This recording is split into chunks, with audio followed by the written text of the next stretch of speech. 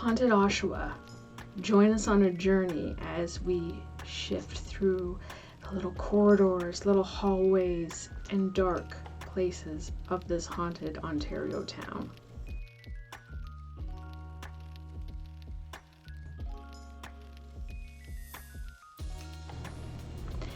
Hey guys, welcome back to the channel. It's Sophie here, and today we are going to talk about Oshawa, Ontario. Haunted Oshawa, Ontario, I should say.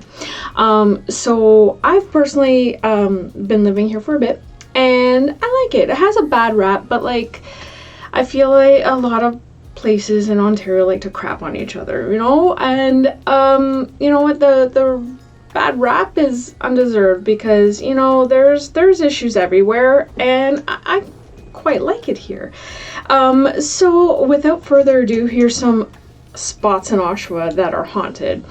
So our first stop is going to be the Oshawa Museum.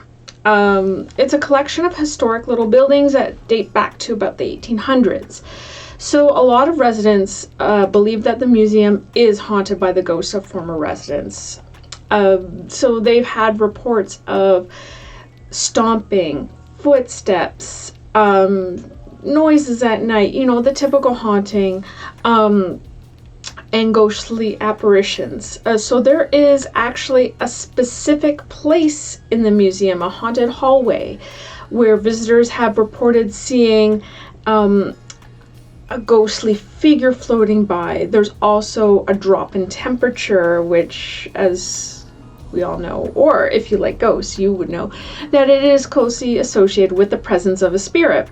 There's also drafts that blow by. So the museum itself was once home to the Henry family, and their daughter Mary is often seen wandering the halls. She has not moved on. She is still seen in her old-fashioned dress, and some visitors even report smelling a nice perfume in the air when there's nobody around.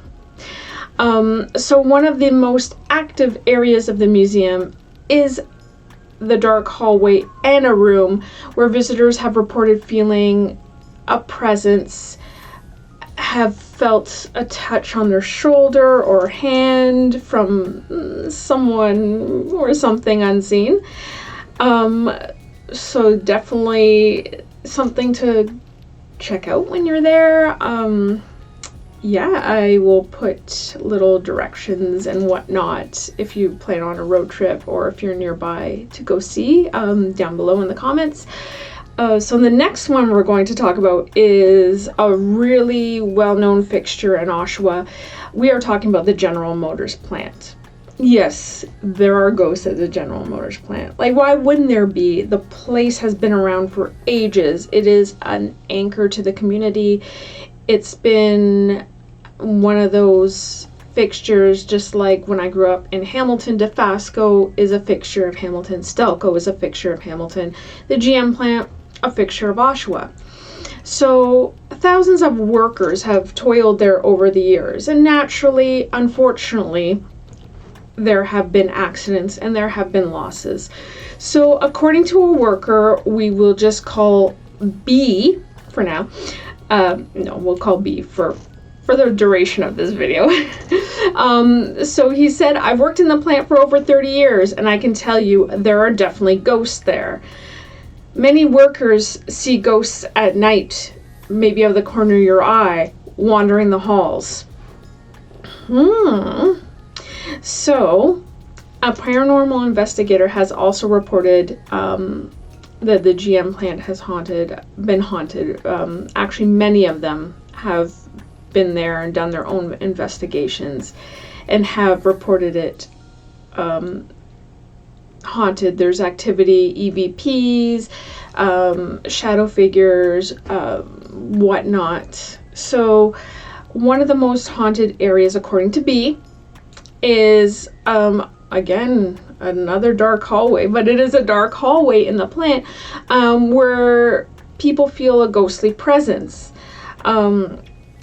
B goes on to say, I don't like working the night shift here. Sometimes I hear strange noises and I feel like I'm being watched. I would also not like working the night shift alone in such an old factory. But regardless, what if it's raccoons? That's terrifying to me. I'm not a fan of raccoons. They're scary. They're aggressive. So that's a little tidbit. It could be a family of raccoons, could be a critter, but it could be something else. I mean, with the history of the plant, and I've known different factories around the area where I've grown up, there's unfortunately losses that happen within those walls, and you know, accidents and sorrow make for good paranormal fodder, as legends go. So the final stop on our tour of today is going to be McLaughlin Bay. It's a wildlife reserve. It's beautiful, lots of nature. They've even had a moose come in a couple summers ago, so definitely something to stop and see, regardless of ghosts or not. It's a beautiful wildlife reserve, and we have a lot of nesting birds there, migratory birds, tons of herons that fly over. So that was a surprise when I first moved out here, because I'm not accustomed to seeing those big birds continuously flying over the house. So that was interesting. So they're nesting there, but regardless, this wildlife reserve is a site of a tragic accident.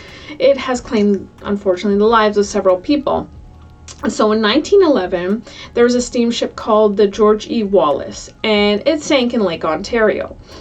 And it was off the coast of the wildlife preserve. So there have been a few people who lost their lives during this accident. Since then, visitors have reported seeing ghostly figures back and forth on the shore, hearing the sounds of a doomed ship's whistle, hearing calls for help over the water when it's clear enough to see that there is nobody out there. There's also strange lights, unexplained noises in and around the reserve itself. Now, this is very old land, older than the boat itself. So, you know, who knows what's lurking? And despite the paranormal activity at the wildlife reserve, it is a popular destination. I mean, it's a beautiful place. It really is. And, you know, ghost hunters, nature lovers, you know, you all can meet in the middle. So, you know, thank you for our little Oshawa history tour du jour. I'm gonna look into more things, because, you know, I'd like to hear about the history, and I want to see what's up, because there's a couple of places that I've been told by locals to investigate and to check out, and I'd love to do on the spot investigations. Just saying, I'm hopefully to get out there. So next time, stay tuned. We're gonna have some more uploads, and keep on creeping on. Thanks again. Like, subscribe, you know the rest. Have a good one.